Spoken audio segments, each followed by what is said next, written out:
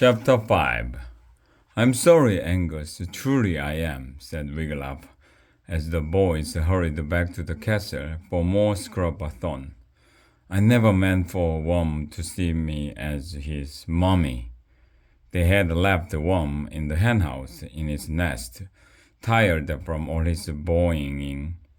Daisy agreed to look after him, but warned Wiglaf that he was getting to be too much for his Iggy Pay anyway.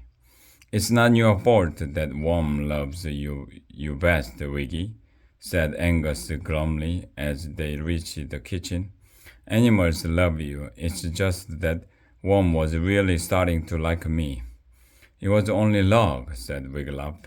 "If Worm had seen you when he opened his eyes, he'd be calling you Mommy. Don't give up on Worm, Angus. He does love you, I can tell." "You think?" said Angus.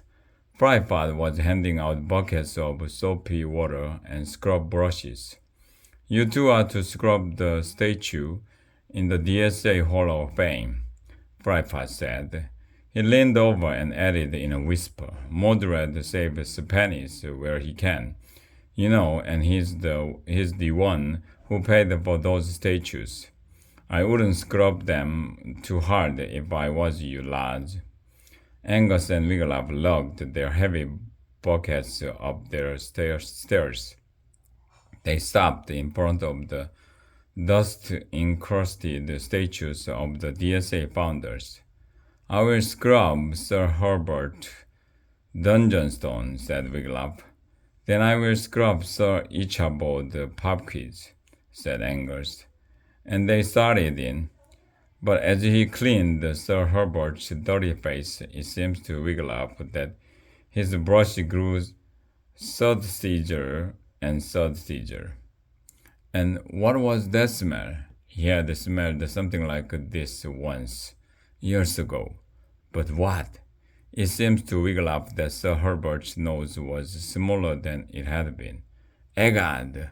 How was that possible?" "Lancelot's liver!" cried Angus from across the hallway. "I have scrubbed off Sir Ichabod's ear." Wiglaf felt Sir Herbert's face.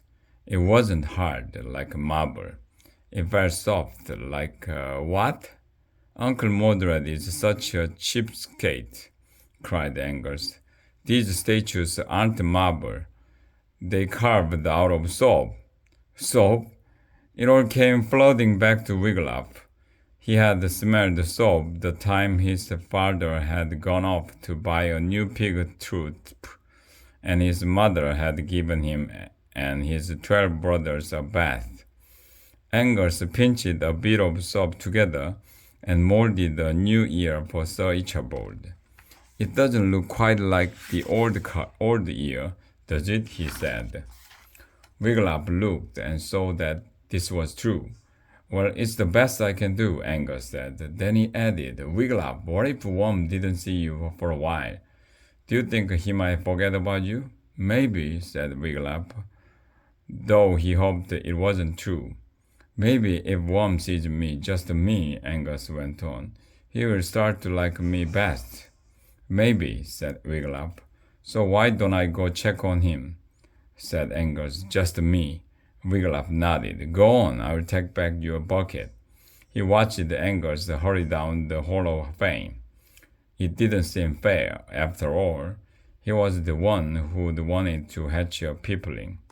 But if staying away helped Worm and Angus get closer, then he guessed it was worth it. Wiglaf finished washing Sir Herbert's boots. Then he picked up the buckets. He was on his way to take them to a Fryfat when Angus came running down the hall waving wildly. "Wiggy!" Angus cried. "It's Worm! He's gone!" Wiglaf dropped both buckets. "But where could he go?" "Daisy tried to tell me," said Angus, "but I can understand her. Wiggy, help!" Back at the henhouse, Daisy told Wiglaf exactly what had happened. "Ihai owns bay, outjai itai, akbai odoy," cried Daisy.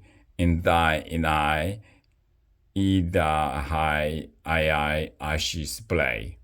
Worm bounced out the back door of the henhouse, Wiglaf told Angus. And then they heard a splash. He's fallen into the moat, cried Angus. Come on, Wiggy, we've got to save him. But just then Wiglaf heard, Mommy! And there was Worm bouncing toward them. Boing, boing, boing! The hens screeched and scattered as the peopling bounced around the henhouse. He was soaking wet. Pieces of moat grass clung to his scales. Wiglaf thought he was bigger than he'd been just that morning. Mommy, purred the Worm. He nudged Wiglaf. Then, bam! He buried his head into his stomach. Oop! Wiglaf grunted. He's strong. Next, Worm bounced toward Daisy. Boing, boing. But the pig had had enough. She shot out of the henhouse. Wiglaf saw that she was trotting in the direction of the library. The peopling bounced back to Wiglaf. Boing, boing, boing. Get the book out, Angus, cried Wiglaf. We have to train him. Angus pulled 97 Ways to Train Your Dragon from his pocket. You do it, he said. He will do better if someone he likes trains him. He began to read. Training begins the moment a peopling is hatched. Training is more than just saying, no, stop, ow, that really hurts. Training is a way of becoming friends with your peopling. Being a friend will become important later, when your peopling turns into a giant fire-breathing monster who can easily bite your head off, set you on fire, and pick up what's left of you in its claws and carry you off to its cave where it will. Wait a minute, where was I? Still, training a dragon peopling can be fun. All it takes is patience, practice, and getting used to pain. Follow these steps from 1 to 97. And dragon training can be safe too. Well, not safe exactly, but you might live through it. Way number 1. The best time to train your peopling is when he's hungry, but not too hungry. Way number 2. Keep that first aid kit handy. Way number 3. Buy a supersized tub of burn ointment. Way number 4. Never turn your back on your peopling. Way number 5. Never show fear. Wiglaf thought Sir Sister Hill made the training sound scary. He darted a look at Worm. Yikes, the peopling was shooting flames from his nose. In a minute, he would set the straw on fire. Worm, stop, cried Wiglaf. He scooped Worm up and held him. The peopling began licking his cheek. Is there anything on how to stop him from setting things on fire? Angus flipped some pages. Warnings, warnings, he muttered, flipping page after page. Ah, here it is. Way number 28, flaming. Most peoplings likes to blow flames out their snouts. It makes them feel powerful.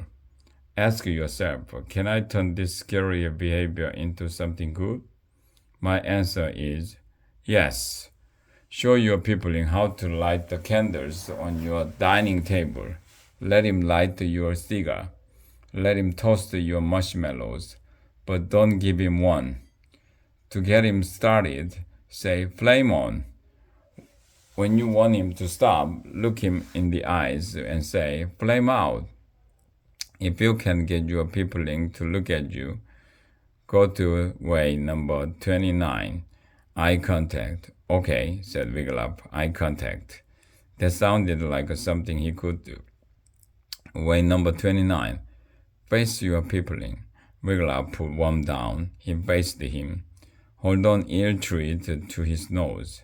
Wiglaf dug an eel from his pocket. He held it up in front of Worm.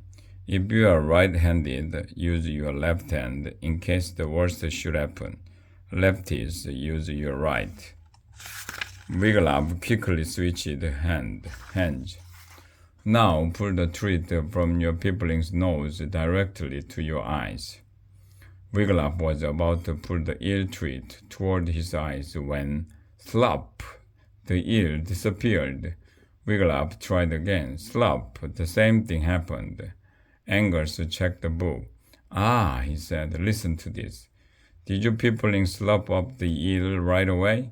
If so, go directly to way number 30. Way number 30.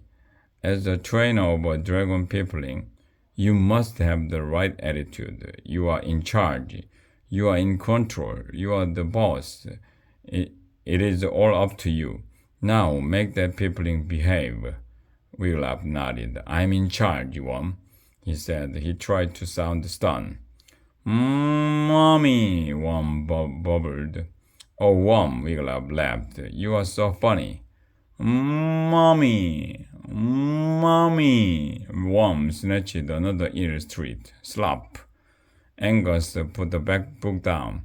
Wiglaf, you are hopeless, he said. Wiglaf nodded. I'm just not the bossy type. Here, Angus handed Wiglaf the book. Let me try. But before Angus could dig an eel out of his pocket, Worm bounced off toward the back of the henhouse. Worm, stop! Cried Angus. The boys chased after the little dragon, who wiggled through a sizable hole in the castle wall. The boys wiggled through the hole too. On the other side, Wiglaf put up a hand to shade his eyes from the sun. He looked in the moat. I don't see him, do you? No, but here comes Uncle Mordred. I hope he doesn't see him either.